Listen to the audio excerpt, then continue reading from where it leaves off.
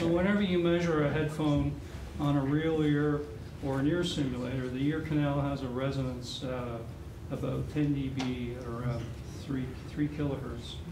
So when you measure it and on an ear canal or an ear simulator, you're going to see that 10 dB bump. So if you shot the headphone out into free air and stuck a microphone in front of it, you wouldn't see that. You wouldn't see that big resonance. Okay. We're good, Sean, to do that study. And don't you see it move differently for open ear versus closed ear?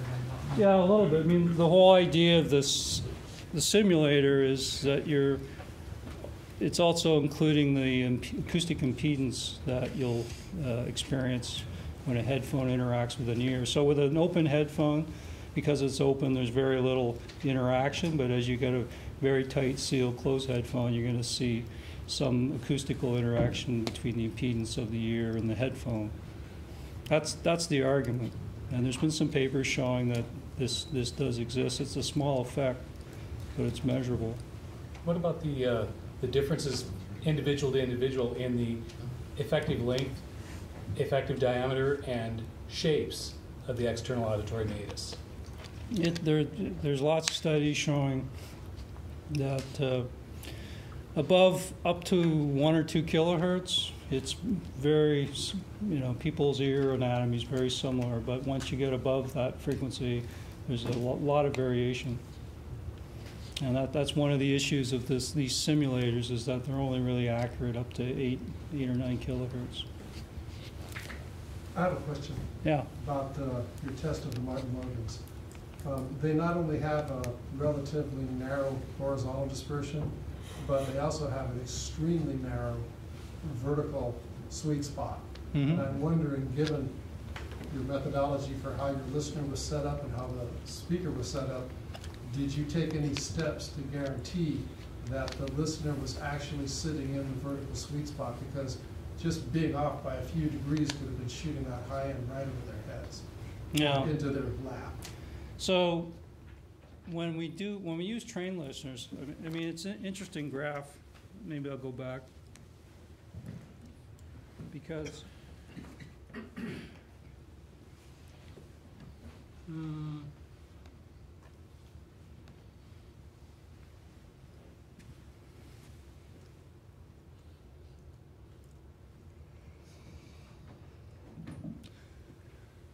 so this is the Martin Logan, and these groups of people were sitting all around the speaker. So one of them was sitting right on axis for that speaker.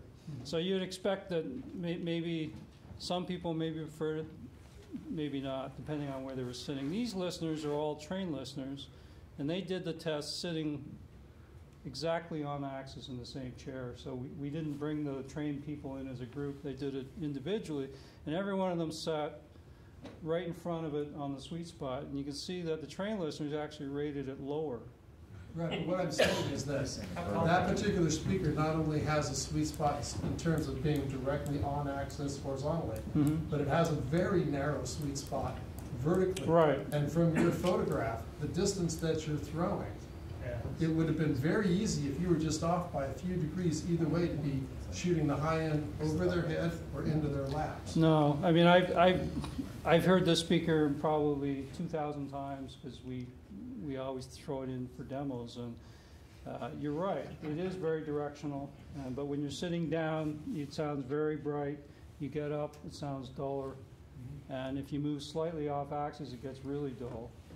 And that's why I call it a speaker for an antisocial bachelor with no friends, because there's only one sweet spot where it sounds, bright. So I think this accurately reflects the listener's head in the sweet spot.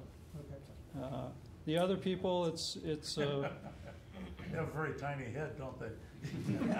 well, there were up to 18 people in the room, so some of them were sitting close on axis, some of them were sitting far off. But the point is, I think you should design a speaker so it sounds good everywhere. Isn't that the goal? Bring more happiness to more people? Yeah.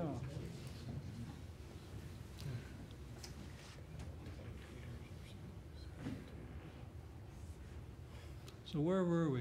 Oh, yeah.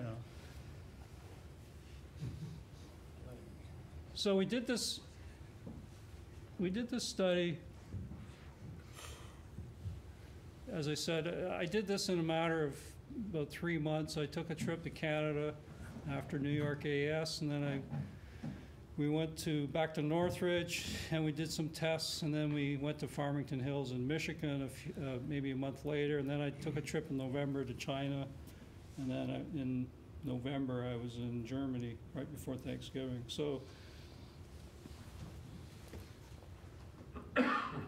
again, we use this virtualization method where we simulated 3 different headphones plus our target over this simulator headphone.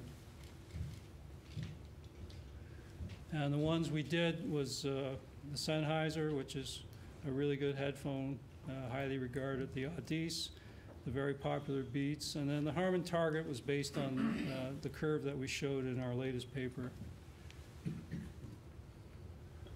And these are the listeners. As I said, it was, oh, this is wrong.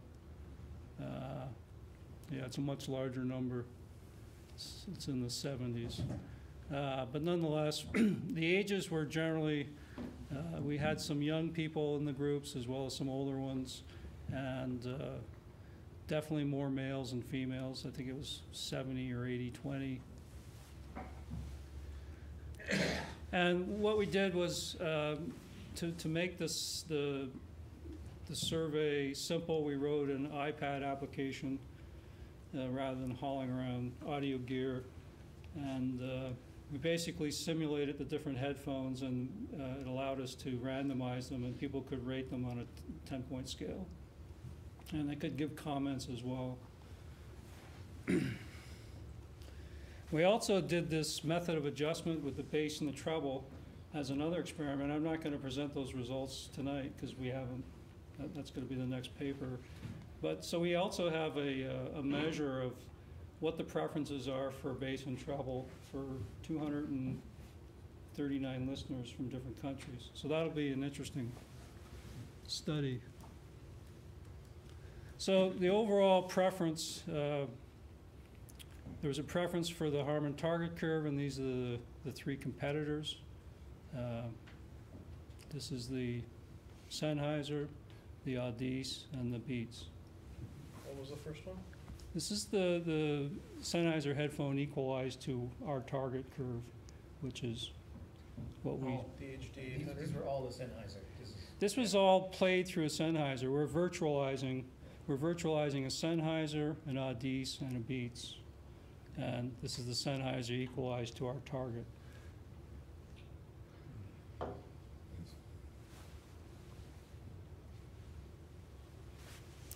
And this is we found that, as I said, it showed you in the speaker study, the less training you have, the higher you tend to rate things on the preference scale. So again, this was true for headphones as well, but not much of an effect between these different categories, and these categories were basically self-proclaimed. So we asked the listener, are you an experienced listener? Do you have little experience, a medium amount, or a lot? So, are those significant, those differences? I think this is significant compared to these 3, but these are not significant.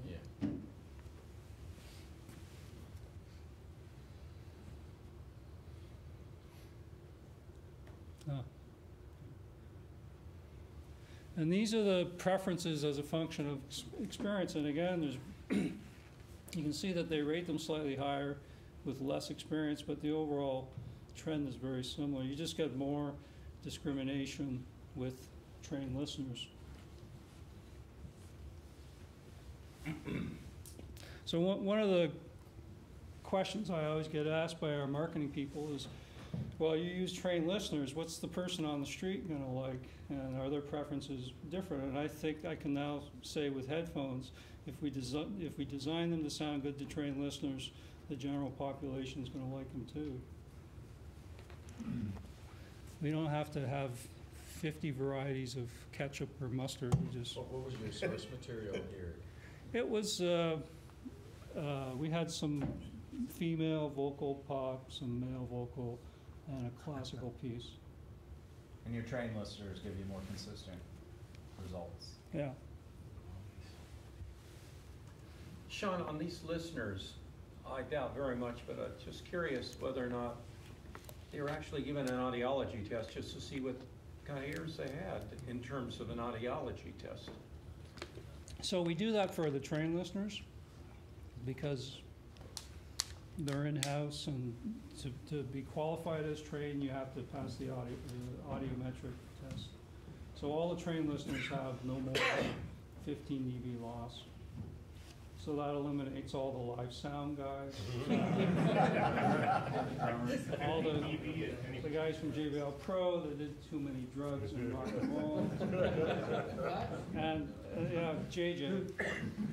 And all the people that are, you know, over 50 or 55. So who exactly was left? People with better beats. The guys in the mailroom.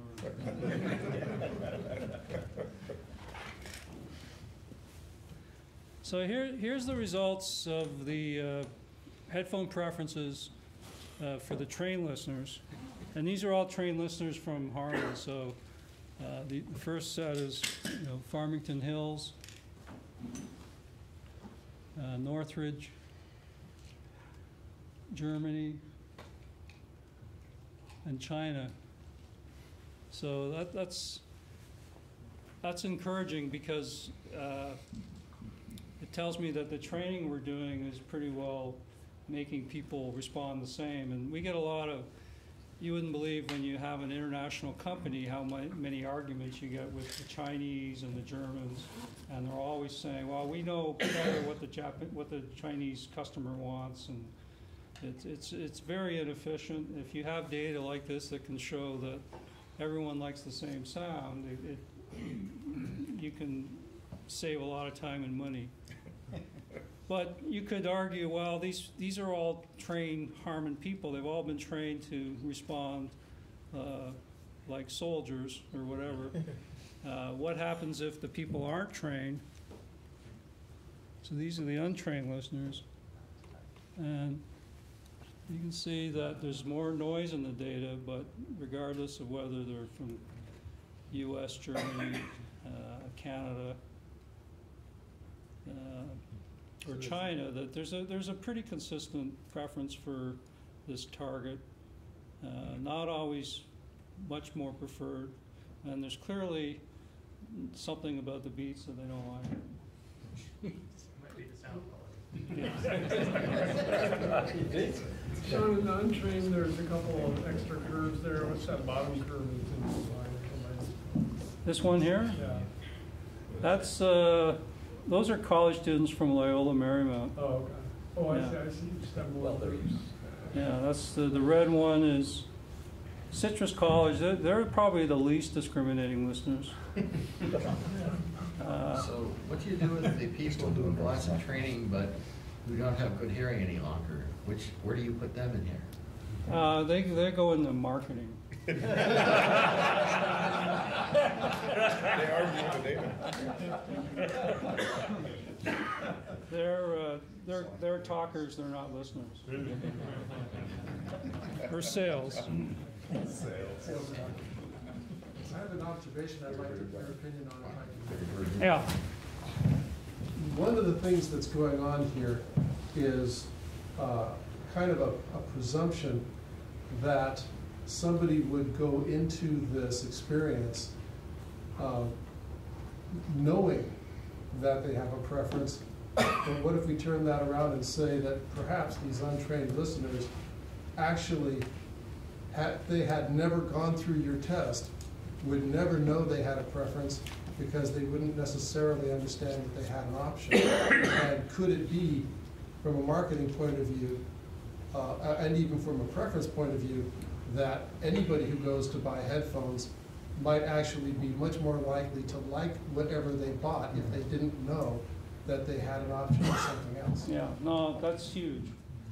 I think people buy things because they can't go in and go A, B, C, D like they're doing here. If you just go into the Apple store and you've read Beats, you've seen Beats commercials, and you don't actually A/B them, And you're also fully aware that they're beats because you can see them, and that's a huge factor. And if you can eliminate that so you can just focus on the sound and nothing but the sound, people will tend to gravitate towards something that's accurate and neutral. So the marketing people win after all, huh? Well, we have to get the marketing people to market sound quality. And right now, they claim that they sound good, but there's no proof. But there's a bias against that. I come from the manufacturing side myself.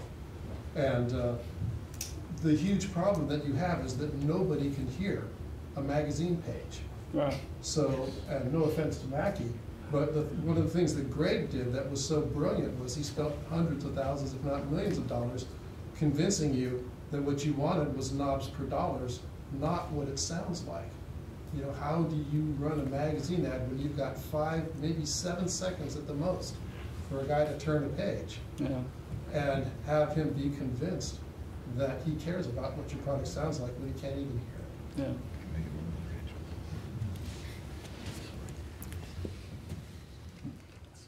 So, again, so to sort of keep on with your point, so one of the things we developed, and this is not a product or it's just a tool that we use, is that we've written this app where we can virtualize, we can measure, 100 headphones and put them in this iPad as a set of filters, and put on our replicator headphones, and you can switch between any model that's on here, and you can change the music, and you get a graph showing the response. And we've actually, used this to, rather than carry around 100 headphones in your car, you can just take this out and demo it. And there's even a blind mode where you hit that and all the brands and prices disappear, so you can actually listen to different headphones and choose the one based on the sound. And the most, we've talked to marketing, and the biggest application for this is simulating in-ear headphones, because people don't want to go into a store and stick things in their ears because they don't know if the last person did it. And it's really hard to demo an in-ear headphone. So if we can demo an in-ear headphone over and over the ear headphone. But don't those sound the most different depending on how they're inserted? I know when I play with them, I twist them one way, they sound great. Twist them another way, they sound dreadful. Most of the time, they sound somewhere in between. Yeah. Well, with this app, they would always sound great. I have a follow-up comment to that because I used to work with Garwood, the guys that invented in-ear, and we would always recommend to people, if they were professional users, that they go to one of our approved audiologists to have a custom ear mold made, because we knew that that problem existed. Yeah. I had custom molds made years ago, and I found them very uncomfortable. I threw them out. I don't use one of our guys. Yeah. Apparently, people have told me that when they cure, or how when you pull them out, they can actually not be quite right. And there's people now that are addressing that. Is the virtualizer app actually, obviously it has all the modeling we talked about before, does it take into account if that's being used as the playback? Is that just for control, or is that the actual audio source? Well, you can hook up a headphone right directly, or you can get a... I was wondering, if you go direct, does it account for the amplifier and the DSP and DAC response of the iPad? Yeah, we've measured it. It's not a very big... It's significant? Yeah, when you compare the head, it's very small. So, when we show this, we have a benchmark DAC2 or whatever that we can hook up to it, so that it's digital right up to the headphone. Cool. Yeah. Is this just for in-house consumption, or is this? Yeah. We basically wrote most of the code for this testing these headphones, so it was easy to make this an app for demoing. So right now it's internal. Do you have any plans to turn this into a POS? Point of sale? Yeah. Yeah.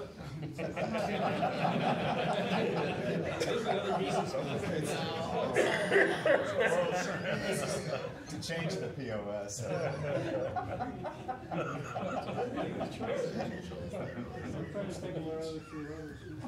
Piece of.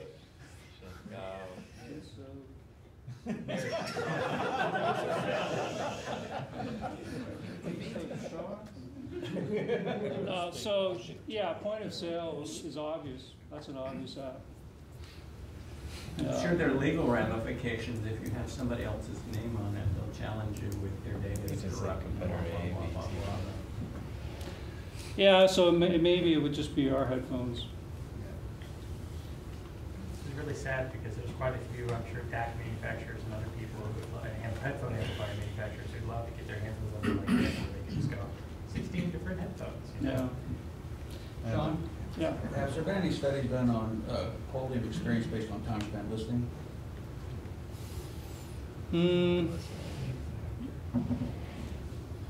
You mean listening to a speaker or a headphone or? Listening fatigue. For a long duration. Oh, listening fatigue. Yeah. Longitudinal. Yeah, well, I can tell you there's been studies done that show after about 40 minutes, people's performance tends to go down in listening tests, loudspeaker Is that tests. because of the adaptation characteristics of the human hearing system? No, I think they're just fatigued. It's depending on the test, of course. If you're doing codec tests or where it's very hard to hear the differences or speaker cable or whatever, you're going to go insane after 5 minutes. But Codec tests, 5 minutes is it. Yeah. I mean, that's it. Unless it's really a bad codec. Yeah, so we try to limit our tests to 30 minutes tops for speakers and headphones. So I don't need to pay $1,500 for a good set of headphones. I just use this virtualizer and use EOS. How long does the audio clips that you were playing through the EQ filter? They're no more than 20 seconds, 25 seconds. There's a new ITU standard where they're trying to reduce them to 5 or 10 seconds, right? No comment? JJ? What? I was. Oh, no. There's a new ITU BS, what is it, 17.7, no, that's the loudness model. Yeah, 1770, 71 is the radio loudness model. Yeah, no, the Mushra. There's a new at LA. They're giving a paper on what the to modify the test, and they're recommending music samples no more than 5 to 10 seconds, maybe 15 at the most. So, there's lots of evidence. The shorter the music sample, the more discriminating you can be, the more efficient. There's a difficulty with Mushra in any case. You're Yeah. trying to sum up many dimensions in one dimension, and that just doesn't work so well. Sort of like a preference test. Yeah. It's not always use distance test, not MOS. I had a question about way back when, in that second paper, about loudspeakers and where you're twiddling both knobs at the same time, which was like a pure preference. Whereas some of the other people were asked a question about spectral balance, like they were explicitly, these are trained listeners who were evaluating things based on the spectral balance. Mm-hmm. So I see a contradiction, and I don't know if it's because of the different tasks. If you take a loudspeaker that was very, very flat anechoic, and you see that people will tend to prefer that versus ones that are less flat. If you put that in a real room, it gets the tilt, it gets that, the bass boost from the room. And then you're saying, or I understood from the presentation, that if they're then given a pair of knobs, they'll tend to shelve off the treble and boost the bass somewhat. So doesn't that imply that if you had a non-flat loudspeaker, a loudspeaker B, who already had that effect of the bass being boosted and the treble being shelved, Mm-hmm. in a plain old shoot-off, bake-off between those two, the A, the flat one, and B, the one that already includes the, baked in the twiddling, Mhm. wouldn't people tend to prefer the B? The twiddle one? Yeah. Well, the whole point is that if you design a speaker to be flat anechoically and you put it in a room, it'll have that. Right. The in-room response will match that tilt. But or maybe I misunderstood. Didn't one of the slides show that even with loudspeakers in a real room, when given the knobs, people still preferred to add some bass and roll off some treble? But not as much as the room gain. So they wanted to add a little more bass, but Yeah, not quite as much as the room gain. Right. If you put the speaker in the room and the room adds 3 dB, 4 dB, they may add 6 dB, another 2 dB that isn't there without any EQ. And as far as the treble goes, they're basically, if the speakers equalize flat in the room, they're basically turning the treble down. So essentially, it's the speaker without any EQ above 2K. Hey, Sean, were they given any acclimatization time? Like, were they allowed to listen to the speakers, say, in the room for, just freely for a few minutes to let their bodies sort of adjust to, oh, this is the frequency response of these speakers, now I'm going to play with the knobs? Or was it just, here's the sound, 5 seconds? No, they were given instructions and, they could play with it. But they did 27 trials, so after about 3 or 4 trials, they were getting acclimatized pretty quickly. Would anybody turn it down after, like, they'd adjusted it up previously, or would they mostly, like, push it up and then just leave it there? People would, everyone had different strategies how they would do it. Someone would turn the bass up and then they turn the treble down, we didn't really closely track how they were doing it. We just captured the final setting. So where they ended up at was mostly what you were. Yeah, and we had them, it's based on an average of nine trials, so they had 9 opportunities to tell us where they wanted it. How consistent are they among trials? I think it was less than a dB, pretty good, and it was quarter dB increments. So the last thing we've been working on is we've been using these standard grass plate coupler pinna, but one of the things we found was that there's been a lot of arguments internally how to measure headphones. Some people argue get rid of the pinna, just measure it on a flat plate. And one of our strongest arguments for measuring it on a pinna is that it more accurately simulates the leakage effects. And I think the leakage effects are huge. In loudspeaker research, we found that the bass alone accounts for 33% of the listener's preference. So with a headphone, you would expect if the bass is not right, you're throwing away 33%. But the problem is we found that these pinna that are standard are too stiff. And when you put a headphone on them, they don't accurately simulate the leakage on a real listener's ear. So Todd did this nice study where he took 10 headphones and measured them on 10 listeners using small microphones in the blocked ear canal. And he also compared it using plate measurements. And we basically took a standard IEC pinna and he developed a model of it. It was all done using an iPhone and free software on the web. And then he just kept tweaking. The first thing we found is that the standard ITU pinna really sits out from the ear way too far, so a headphone doesn't really go around the ear. Does anyone know why they did that?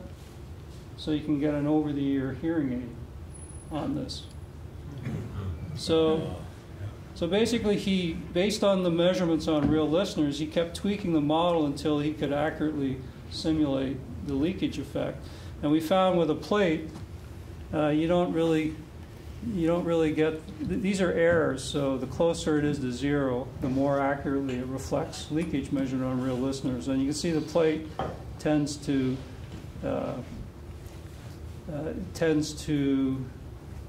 not accurately capture the leakage. It's showing you there's a lot of bass when we put it on a listener, there's much less bass. And we ended up playing with it until we got this pinna, and it gets us really accurate measurements of leakage. And that's what it looks like there. So was the pinna modified by chemical means, or did you cut it down with a razor blade? We did it on a 3D printer. It's a good use of a 3D printer. Someone the other day emailed me and said, "Why are you paying all this money for ear simulators that are machined out of metal? Just use a 3D printer." So. Cadavers are cheap. Yeah. So using a 3D, and then you'd verify, how well they simulate the ear or the actual measurements. But yeah, using different silicons and different cure, you can eventually get the compliance right. Are you going to publish anything on this? Do you know? Or? I think Todd may publish this. Yeah, I think it'd be a nice paper. Yeah, that's something actually ought to be. I think it ought to be published. Yeah. So there are a lot of headphones that are made to sit on top of your ear and not go around it. Yeah, super oral. Is leakage a bit less of a big deal then, or are they just going to always sound bad no matter what? Those are really hard to measure. But I think a more accurate ear might be get you a better measurement. But those graphs where you had divergence between how well the virtual earphone or the virtual headphone mapped onto the real previous headphone. When you had an error bar or a big error, that means that the model is not doing a good job of modeling the real experience. Mm-hmm. Was there a correlation there between were they all sort of the on top of ear ones, or the circumaural versus the? They're all circumaural. They're all in the same category. Yeah. We haven't really done a lot of work on superaural yet. So the next thing we're focusing on is superaural and in-ear, because. So have you started making headphones yet? No, we just do research. We don't. No, the funny thing is we're publishing all this. I read a review yesterday of a Beats headphone, Solo 2, and it's called Revisited or Redux, and they've improved it. And it shows a measurement of the Beats headphone, and it shows the Harman target curve, and it almost hits it. So Beats is now making headphones that look like they're reading our papers. So are they really? I don't know. There's a lot of they're laying off a lot of engineers right now. So from what I can tell. But Tomlinson runs Apple's audio now, is that right? He works at Apple. Yeah. So I don't know why he gets to do whatever he wants with it. Yeah, I don't know if he decides, but there's a lot of changes right now in the headphone industry. Do you have any anecdotal information that would relate what we're interested in as professional audio engineers to what people that have hearing loss are dealing with, and any correlation between this information? My father's 91, buys a new hearing aid, every 2 years or something, at the cost of $5,000 or $10,000, and he claims he can hear better every time he buys a new one, but a new headphone or no, a new hearing aid. Yeah, so it would seem like the data for this and the data for hearing aid calculations, I guess, for how to get them to work better for people, they must be related in some ways. It's partial. From my understanding of the hearing aid business, it's got the highest dissatisfaction rate of any product. More than half of the people who have one, after weeks or days, throw them away because they're unhappy with them. And I think a lot of it has to do with they're not properly calibrated when they go in, and and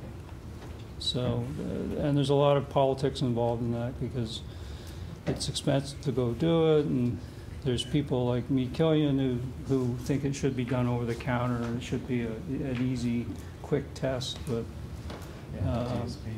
there's one thing with hearing loss is there's this whole category now of headphones called hearing enhancement, I think it's called. And it's not a hearing aid, but they're trying to customize or adapt the headphone for your hearing deficiency. Yeah. And it's going to be interesting to see what happens in that whole. Is that pretty far down the pipeline? No, I mean, there's people talking about it now, and you know, it can involve, you know, noise cancellation. It can involve, you know, pretty well every hearing aid has a compressor in it, and but it's complicated because the hearing loss is very nonlinear, and there's this thing called recruitment where once you get above a certain threshold, people can hear quite fine. But I notice when I go to classical concerts in LA at Disney Hall, there's a lot of, they always say turn off your cell phone before the performance, but they don't say turn off your hearing aid because they hear all these feedback, and it's quite funny. Any questions? Well, let's have some water and some cookies. And think about it.